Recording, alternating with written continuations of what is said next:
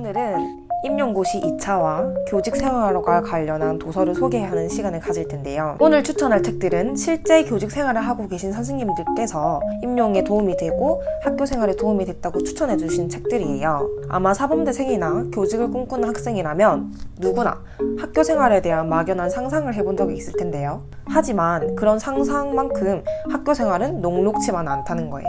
그래서 실제로 우리가 나중에 교직 생활에 나아갔을 때 어려운 문제에 닥치게 된다면 그 문제를 유연하게 해결해 나갈 수 있는 지혜를 지녀야 한다고 생각을 합니다. 그러기 위해선 독서가 우리의 식견을 아주 풍부하게 넓혀줄 수 있다고 생각을 해요. 그렇기 때문에 제가 꾸준하게 독서를 하는 이유이기도 한데요. 그럼 바로 추천해 보도록 하겠습니다. 첫 번째로 추천할 책은 교실 속 자존감이라는 조세핀 김님께서 지은 책입니다. 교보 이북으로 구입하여 읽은 책이에요. 현재 학급 운영에 대해 고민하시는 선생님이나 임용 2차 면접을 위해 학급 경영에 대해 알고 싶은 임용고시생들에게 추천합니다. 사범대생들은 전공 이외에 교육학과 관련한 교직 과목이란 걸 따로 배워요. 하지만 교육 방법이나 교육 내용에 대해 이론적으로만 배울 뿐 실제 학교에서 우리가 문제에 닥쳤을 때 그 문제를 어떻게 해결할 것인가는 알 수가 없어요. 이 책을 통해서 실제로 교사가 학생들에게 교육해야 하는 진짜 가치가 무엇인지에 대해 알 수 있었습니다. 저는 이 책의 한 장 한 장을 넘길 때마다 코끝이 찡해오는 느낌을 받았어요. 저자는 학생들의 심리를 자존감과 연결지어서 나타내는데 실제 제가 학창시절 때 겪었던 교우 관계나 친구들의 대입해서 책을 읽으니까 제가 보고 겪었던 문제 상황들이 이해가 되더라고요.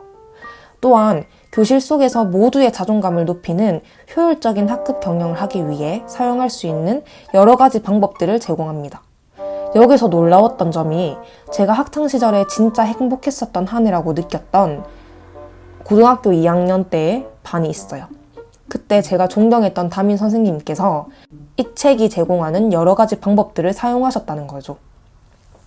예를 들면 학급 초회 때 빛이 보울 게임이란 걸 통해서 학생들과 소통을 할 수 있어요. 이 그림과 같은 큰 빛이 보를 각 칸마다 질문을 적고 공을 넘겨받은 사람의 오른손 엄지가 닿은 학생이 질문을 답하는 것입니다.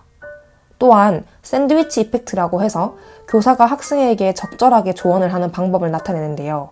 이 샌드위치 이펙트가 궁금하시다면 책을 꼭 읽어보시길 바랍니다. 이처럼 학급 경영 방식과 심리학의 이론에 근거한 학생들의 마음을 이해해보고 실제로 저의 학창시절에 대입하여 읽다 보니 술술 책을 읽어나갈 수 있었습니다. 두 번째로 추천해드릴 책은 이 선생님의 학교폭력 상담실이라는 책입니다. 실제로 임용 2차를 준비하는 선배님들께서 따돌림 사회 연구 모임이라는 따사모에서 나온 학교폭력과 관련된 책들을 많이 참고하세요. 그렇기에 이 책은 임용을 준비하는 모든 사범대학 학생들에게 추천하는 책입니다. 이 책은 1부, 2부, 3부가 각각 교사의 목소리, 학부모의 목소리, 학생의 목소리로 나뉘어져 있어서 교사와 학부모, 학생이 질문하는 학교 생활의 고민을 답해주는 형식으로 이루어져 있어요. 그렇기 때문에 각 집단의 질문을 먼저 읽고 내가 교사라면 어떻게 문제를 해결할 수 있을까를 생각하고 답변을 읽으면서 여러 가지 문제 상황에 대해 생각하는 힘을 기를 수 있었던 것 같습니다. 또한 제도상으로 학교 폭력 문제를 완전히 막을 수 없는 교육과정을 비판하기도 하는데요. 그저 있는 그대로 상황을 받아들이는 것보다 비판적 사고 또한 해볼 수 있는 유익한 책이었습니다. 학교 폭력은 참 무겁게 느껴지지만 만연한 현상입니다. 그리고 교사와 학생 모두가 처음 겪는 일이기 때문에 해결하는 데 있어서 체계적인 관점을 더할 필요가 있어요. 그러한 측면에서 이 책은 어떻게 각 문제를 해결할 수 있을지에 대한 해답을 충분히 얻을 수 있었던 것 같습니다. 한동안 언론에서는 떠들썩하게 학폭과 관련하여 취재를 하였지만 지금은 분위기 자체가 정말 많이 잠잠해졌죠. 하지만 그것이 학교 폭력 사건이 근절되었기 때문이 아니라는 사실을 우리가 잘 알아야 해요.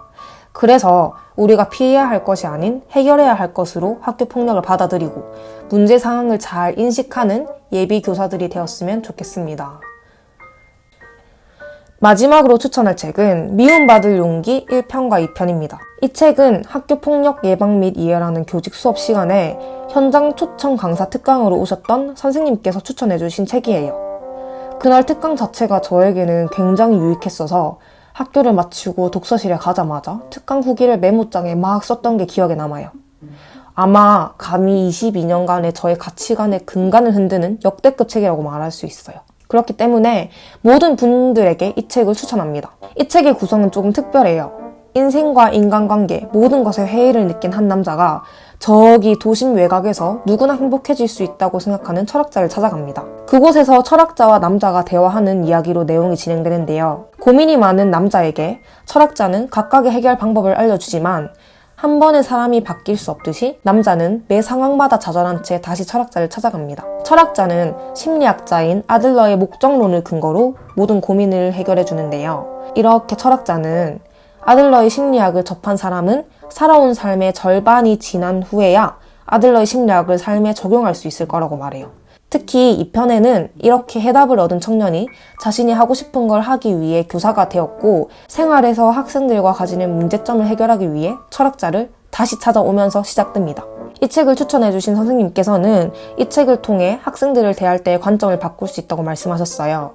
저는 이 책을 통해서 삶과 인간관계, 나아가 교직관 또한 생각해 볼 수 있었습니다. 매년마다 두고두고 이 책을 읽으면 언젠가 철학자가 말한 행복해지는 법에 입각한 삶을 살 수 있을 것 같다는 기대를 가지기도 했습니다. 진짜 꼭꼭 읽어주셨으면 좋겠습니다.